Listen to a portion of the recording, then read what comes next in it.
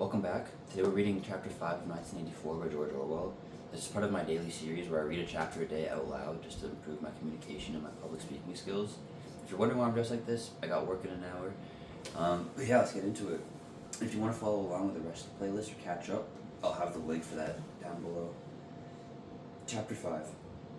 In the low-ceilinged canteen, deep underground, the lunch queue jerked slowly forward. The room was already very full and deafeningly noisy. From the grill at the center of the steam of stew came pouring forth, with a sour metallic smell which did not quite overcome the fumes of the Victory gin. On the far side of the room there was a small bar, a mere hole in the wall where gin could be bought at 10 cents the large nip. "Just the man I was looking for," said a voice at Winston's back. He turned round. It was his friend, Syme, who worked in the research department. Perhaps friend was not exactly the right word. You did not have friends nowadays. You had comrades. But there were some comrades whose society was pleasanter than that of others. Syme was a philologist, a specialist in newspeak. Indeed, he was one of the enormous team of experts now engaged in compiling the 11th edition of the Newspeak Dictionary. He was a tiny creature, smaller than Winston, with dark hair and large protuberant eyes, at once mournful and derisive, which seemed to search your face closely while he was speaking to you. "I wanted to ask you whether you've got any razor blades," he said. "Not one," said Winston, with a sort of guilty haste. "I've tried all over the place. They don't exist any longer. Everyone kept asking you for razor blades." Actually, he had 2 unused ones which he was hoarding up. There had been a famine of them for months past. At any given moment, there was some necessary article which the party shops were unable to supply. Sometimes it was buttons, sometimes it was darning wool, sometimes it was shoelaces. At present, it was razor blades. You could only get a hold of them, if at all, by scrounging more or less furtively on the free market. "I've been using the same blade for 6 weeks," he added untruthfully. The queue gave another jerk forward. As they halted, he turned and faced Syme again. Each of them took a greasy metal tray from a pile at the end of the counter. "Did you go and see the prisoners hanged yesterday?" said Syme. "I was working," said Winston indifferently. "I shall see it on the flicks, I suppose." "A very inadequate substitute," said Syme. His mocking eyes rode over Winston's face. "I know you," the eyes seemed to say. "I see through you. I know very well why you didn't go to see those prisoners hanged." In an intellectual way, Syme was venomously orthodox. He would talk with a disagreeable, gloating satisfaction of helicopter raids on enemy villages, and trials and confessions of thought criminals, the executions in the cellars of the Ministry of Love. Talking to him was largely a matter of getting him away from subjects and entangling him, if possible, in the technicalities of newspeak, on which he was authoritative and interesting. Winston turned his head a little aside to avoid the scrutiny of the large dark eyes. "It was a good hanging," said Syme reminiscently. "I think it spoils it when they tie their feet together. I like to see them kicking. And above all, at the end, the tongue sticking right out in blue, quite bright blue. That's a detail that appeals to me." "Next, please," yelled the white-aproned prole at the ladle. Winston with Syme pushed their trays beneath the grill. Onto each was dumped swiftly the regulation lunch, a metal pannikin of pinkish-gray stew, a hunk of bread, a cube of cheese, a mug of milkless Victory coffee, and 1 saturine table. "There's a table over there under that telescreen," said Syme. "Let's pick up a gin on the way." The gin was served out to them in handless china mugs. They threaded their way across the crowded room and unpacked their trays onto the metal-topped table, on one corner of which someone had left a pool of stew, a filthy liquid mess that had the appearance of vomit. Winston took up his mug of gin, paused for an instant to collect his nerve, and gulped the oily, tasty stuff down. When he had winked the tears out of his eyes, he suddenly discovered that he was hungry. He began swallowing spoonfuls of the stew, which, in among its general sloppiness, had cubes of spongy pinkish stuff, which was probably a preparation of meat. Neither of them spoke again until they had emptied their pannikins. From the table at Winston's left, a little behind his back, someone was talking rapidly and continuously, a harsh gabble, almost like the quacking of a duck, which pierced the general uproar of the room. "How's the dictionary getting on?" said Winston, raising his voice to overcome the noise. "Slowly," said Syme. "I'm on the adjectives. It's fascinating." He had brightened up immediately at the mention of newspeak. He pushed his pannikin aside, took up his hunk of bread in one delicate hand and his cheese in the other, and leaned across the table so as to be able to speak without shouting. "The 11th edition is the definitive edition," he said. "We're getting the language into its final shape, the shape it's going to have when nobody's speaking anything else. When we finish with it, people like you will have to learn it all over again. You think, I dare say, that our chief job is inventing new words, but not a bit. We're destroying words, scores of them, hundreds of them, every day. We're cutting the language down to the bone. The 11th edition won't contain a single word that will become obsolete before the year 2050. He bit hungrily into his bread and swallowed a couple of mouthfuls and then continued speaking with a sort of pedant's passion. His thin, dark face became animated. His eyes had lost their mocking expression and had grown almost dreamy. It's a beautiful thing, the destruction of words. Of course, the great wastage in the verbs and adjectives, but there are hundreds of nouns that can be got rid of as well. It isn't only the synonyms, there are also the antonyms. After all, what justification is there for a word which is simply the opposite of some other word? A word contains its opposite in itself. Take good, for instance. If you have a word like good, what need is there for a word like bad? Ungood will do just as well. Better, because it's an exact opposite, which the other is not. Or again, if you want a stronger version of good, what sense is there of having a whole string of vague, useless words like excellent or splendid, and all the rest of them? Plus good covers the meaning, or double plus good if you want something stronger still. Of course, we use those forms already, but in the final version of Newspeak, there will be nothing else. In the end, the whole nation of goodness and badness will be covered in only 6 words. In reality, only 1 word. Don't you see the beauty of that, Winston? It was Big Brother's idea originally, of course. He added as an afterthought. A sort of vapid eagerness flitted across Winston's face at the mention of Big Brother. Nevertheless, Simon immediately detected a certain lack of enthusiasm. You haven't a real appreciation of Newspeak, Winston, he said, almost sadly. Even when you write it, you're still thinking in Old Speak. I've read some of those pieces that you write in the Times occasionally. They're good enough, but they're translations. In your heart, you prefer to stick to Old Speak, with all its vagueness and its useless shades of meaning. You don't grasp the beauty of the destruction of words. Do you know that Newspeak is the only language in the world whose vocabulary gets smaller every year? Winston did know that, of course. He smiled sympathetically. He hoped, not trusting himself to speak. Simon bit off another fragment of the dark-colored bread, chewed it briefly, and went on. Don't you see that the whole aim of Newspeak is to narrow the range of thought? In the end, we shall make thought crime literally impossible, because there will be no words in which to express it. Every concept that can ever be needed will be expressed by exactly 1 word, with its meaning rigidly defined and all its subsidiary meanings rubbed out and forgotten. Already in the 11th edition, we're not far from that point, but the process will still be continuing long after you and I are dead. Every year, fewer and fewer words, and the range of consciousness always a little smaller. Even now, of course, there's no reason or excuse for committing thought crime. It's merely a question of self-discipline, reality control. But in the end, there won't be any need for that. The revolution will be complete when the language is perfect. Newspeak is Ingsoc, and Ingsoc is Newspeak. He added with a sort of mystical satisfaction. Has it ever occurred to you, Winston, that by the year 2050, at the very latest, not a single human being will be alive who could understand such a conversation as we are having now? Except, began Winston doubtfully, and then stopped. It had been on the tip of his tongue to say, except the proles, but he checked himself, not feeling fully certain that this remark was not in some way unorthodox. Simon, however, had divined what he was about to say. The proles are not human beings, he said carelessly. By 2050, earlier probably, all real knowledge of Old Speak will have disappeared. The whole literature of the past will have been destroyed. Chaucer, Shakespeare, Milton, Byron, they'll exist only in Newspeak versions, not merely changed into something different, but actually changed into something contradictory of what they used to be. Even the literature of the party will change. Even the slogans will change. How would you have a slogan like freedom slavery when the concept of freedom has been abolished? The whole climate of thought will be different. In fact, there will be no thought as we understand it now. Orthodoxy means not thinking, not needing to think. Orthodoxy is unconsciousness. One of these days, thought Winston with a sudden deep conviction, Simon will be vaporized. He is too intelligent. He sees too clearly and speaks too plainly. The party does not like such people. One day he will disappear. It's written in his face. Winston had finished his bread and cheese. He turned a little sideways in his chair to drink his mug of coffee. At the table on his left, the man with the strident voice was still talking remorselessly away.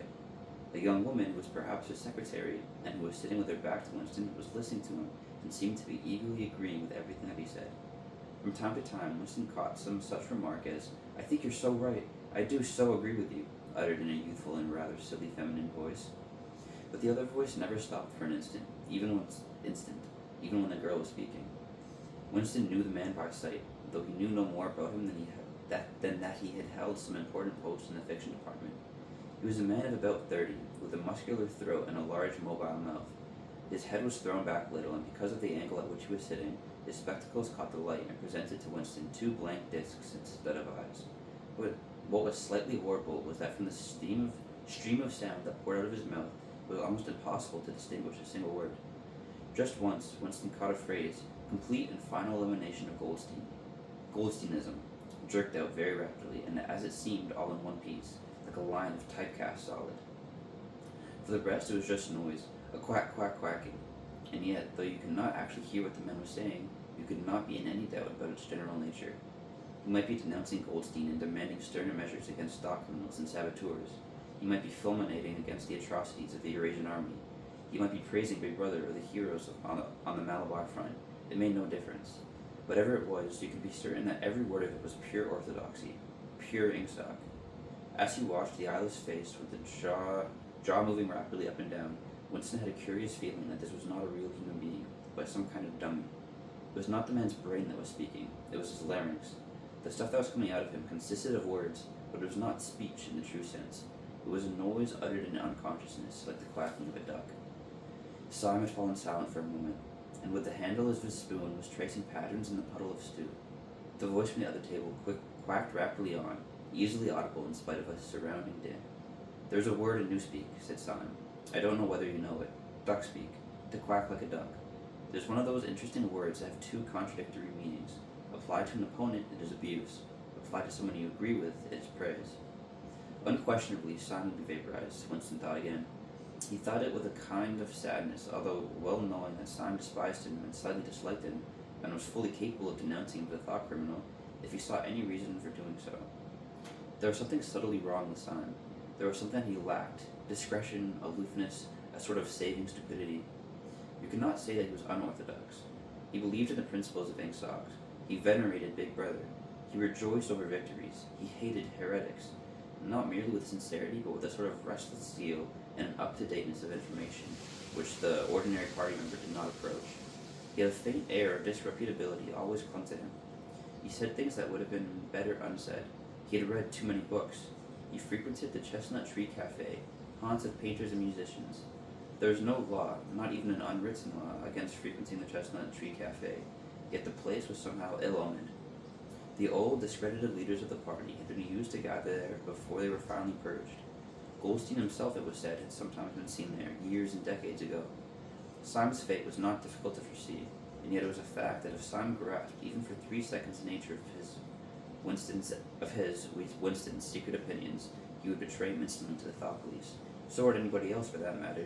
But Simon, more than most, zeal was not enough. Orthodoxy was unconsciousness. Simon looked up. "Here comes Parsons," he said.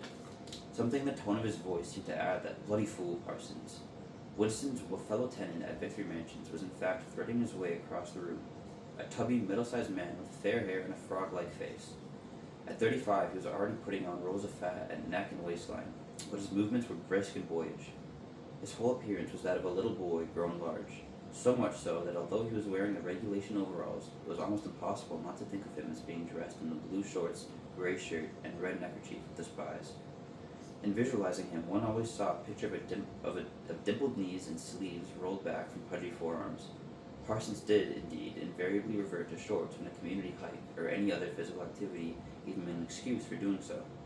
He greeted them both with a cheery "hello, hello," and sat down at the table, giving off an intense smell of sweat. Beads of moisture stood out all over his pink face. His powers of sweating were extraordinary. At the community center, you could always tell when he had been playing table tennis by the dampness of the bat handle.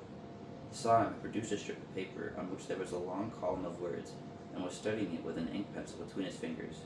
"Look at him working away in the lunch hour," said Parsons, nudging Winston. "Keenness, eh? What's that you've got there, old boy?" "Something a bit too brainy for me, I expect, Smith, old boy." For me, I expect. "Smith, old boy, I'll tell you why I'm chasing you. It's that sub you forgot to give me." "Which sub is that?" said Winston, automatically feeling for money. About a quarter of one's salary had to be earmarked for voluntary subscriptions, which were so numerous that it was difficult to keep track of them. "For Hate Week, you know, the house-by-house fund. I'm treasurer for our block. We're making an all-out effort, going to put on a tremendous show. I tell you, it won't be my fault if old Victory Mansions don't have the biggest outfit of flags in the whole street. $2 you promised me." Winston found and handed over 2 creased and filthy notes, which Parsons entered into the small notebook in the neat handwriting of the illiterate. "By the way, old boy," he said, "I hear that little beggar of mine let fly at you with his catapult yesterday. I gave him a good dressing down for it. In fact, I told him I'd take the catapult away if he does it again." "I think he was a little upset at not going to the execution," said Winston. "Ah, well, what I mean to say shows the right spirit, doesn't it? Mischievous little beggars they are, both of them, but talk about keenness. All they think about is the spies and the war, of course. Do you know what that little girl of mine did last Saturday, when her troop was on a hike out Berkhamsted way? She got 2 other girls to go with her, slipped off from the hike, and spent the whole afternoon following a strange man. They kept on his tail for 2 hours, right through the woods, and then when they got into Amersham, handed him over to the patrols." "What do they do that for?" said Winston, somewhat taken aback. Parsons went on triumphantly. "My kid made sure he was some kind of enemy agent. Might have been dropped by a parachute, for instance. But here's the point, old boy. What do you think put her on to him in the first place? She spotted he was wearing a funny kind of shoes. Said she'd never seen anyone wearing shoes like that before. So the chances were he was a foreigner. Pretty smart for a nipper of 7, eh?" "What happened to the man?" said Winston. "Ah, that I couldn't say, of course. But I wouldn't be altogether surprised if Parsons made the motion of aiming a rifle and clicked his tongue for the explosion. "Good," said Simon abstractedly without looking up from his strip of paper. "Of course we can't afford to take chances," agreed Winston dutifully. "What I mean to say is there's a war on," said Parsons. As though in confirmation of this, a trumpet call floated from the telescreen just above their heads. However, it was not for the proclamation of a military voice this time, but merely an announcement from the Ministry of Plenty. "Comrades," cried an eager, youthful voice. "Attention, comrades, we have glorious news for you. We have won the battle for production. Returns now completed of the output of all classes of consumption goods show that the standard of living has risen by no less than 20% over the last year. All over Oceania this morning there were irrepressible spontaneous demonstrations when workers marched out of factories and offices and paraded through the streets with banners voicing their gratitude to Big Brother for the new happy life with which his wise leadership had bestowed upon us. Here are some of the completed figures." The phrase "our new happy life" recurred several times. It had been a favorite of late with the Ministry of Plenty. Parsons, his attention caught by the trumpet call, sat listening with a sort of gaping solemnity and a sort of edified boredom. He could not follow the figures, but he was aware that they were in some way a cause for satisfaction. He had lugged out a huge and filthy pipe, which was already half full of charred tobacco. With a tobacco ration at 100 grams a week, it was seldom possible to fill a pipe to the top. Winston was smoking a Victory cigarette, which he held carefully horizontal. The new ration did not start until tomorrow, and he only had 4 cigarettes left. For the moment, he had shut his ears to the motor noises, and he was listening to the stuff that streamed out of the telescreen. It appeared that there had even been demonstrations to thank Big Brother for raising the chocolate ration to 20 grams a week, and only yesterday, he reflected, it had been announced the ration would be reduced to 20 grams a week. Was it possible they could swallow that after only 24 hours? Yes, they swallowed it. Parsons swallowed it easily, with the stupidity of an animal. The eyeless creature at the other table swallowed it fanatically, passionately, with a furious desire to track down, denounce, and vaporize anyone who should suggest that the last week ration had been 30 grams. Syme, too, in some more complex way involving doublethink, Syme swallowed it. Was he then alone in the possession of a memory? The fabulous statistics continued to pour out of the telescreen. As compared with the last year, there was more food, more clothes, more houses, more furniture, more cooking pots, more fuel, more ships, more helicopters, more books, more babies, more of everything except disease, crime, and insanity. Year by year, minute by minute, everybody and everything was whizzing rapidly upwards. As Syme had done earlier, Winston had taken up his spoon and was dabbling in the pale-colored gravy that dribbled across the table, drawing a long streak of it out into a pattern. He meditated resentfully on the physical texture of life. Had it always been like this? Had food always tasted like this?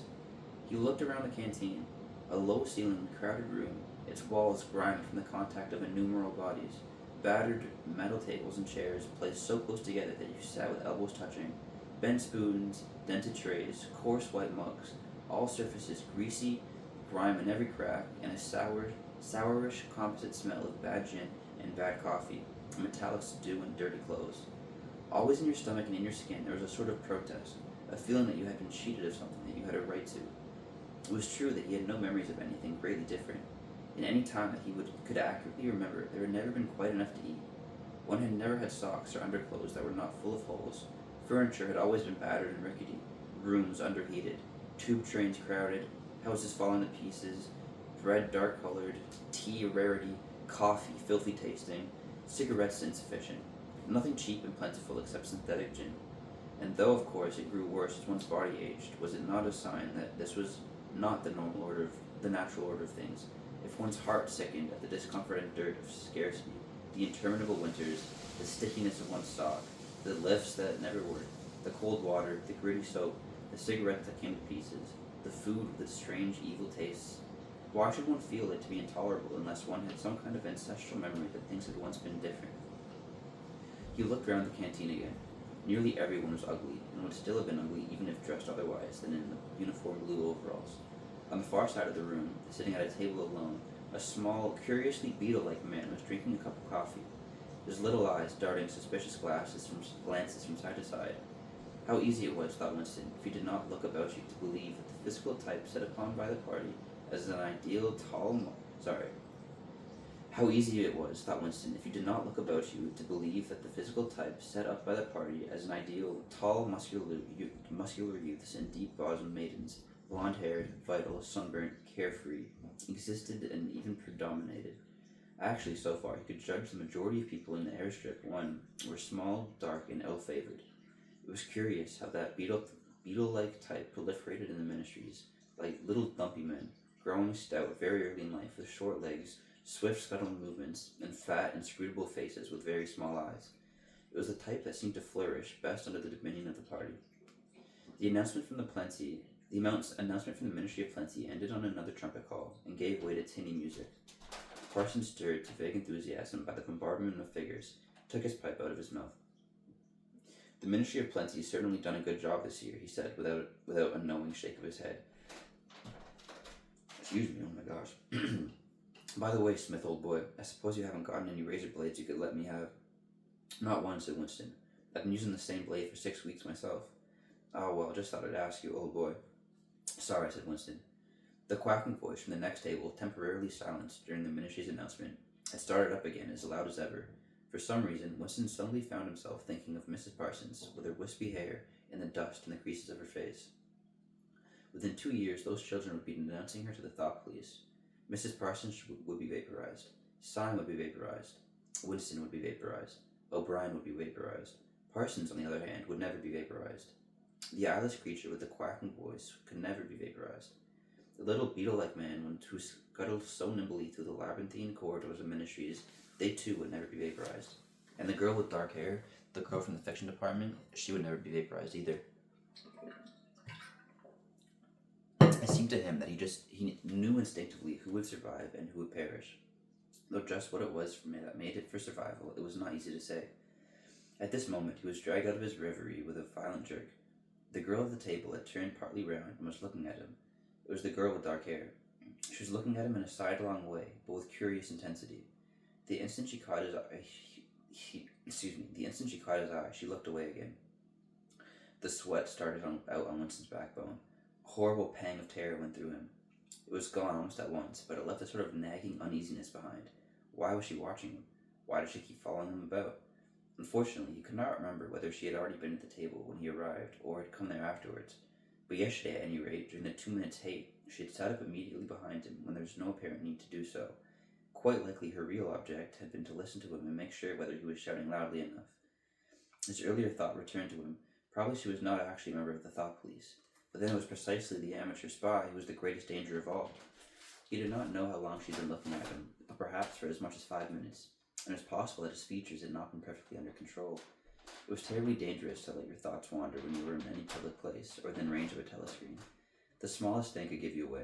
A nervous tic, an unconscious look of anxiety, a habit of muttering to yourself, anything that carried with it the suggestion of abnormality or having something to hide. In any case, to wear an improper expression on your face, to look incredulous when a victory was announced, for example, was itself a punishable offense. There's a word for it in newspeak. Face crime, it was called. The girl had turned her back on him again. Perhaps, after all, she was really not following him about. Perhaps it was a coincidence that she had sat so close to him 2 days running. His cigarette had gone out, and he laid it carefully on the edge of the table. He would finish smoking it after work. If he could keep the tobacco in it... Quite likely the person at the next table was a spy of the thought police, and quite likely he would be in the cellars of the Ministry of Love within 3 days. But a cigarette end must not be wasted. Simon folded up a strip of paper and stowed it away in his pocket. Parsons had begun talking again. "Did I ever tell you, old boy," he said, chuckling round the stem of his pipe, "about the time when those two nippers of mine set fire to the old market woman's skirt because they saw her wrapping up sausages in a poster of Big Brother? Sneaked up behind her and set fire to it with a big box of matches. Burned her quite badly, I believe. Little beggars, eh? But keen as mustard. That's a first-rate training they give 'em in the spies nowadays. Better than in my day, even. What do you think's the last thing they've served them out with? Ear trumpets for listening through keyholes? My little girl brought one home the other night, tried it out on our sitting room door, and reckoned she could hear twice as much with her ear to the hole. Of course, it's only a toy, mind you. Still gives them the right idea." At this moment, the telescreen let out a piercing whistle. It was a signal to return to work. All three men sprang to their feet to join in the struggle around the lifts, and the remaining tobacco fell out of Winston's cigarette. That was the end of chapter 5. Overall, I mean, that's 5 days of reading, and I already think I'm a lot more comfortable with it. I keep saying it, but I am going to go buy a dictionary at some point so I can have it next to this, so I can pull up words I don't know as I get to them and just learn the meanings and then start implementing them in my speech. But yeah, I'll see you guys tomorrow for chapter 6.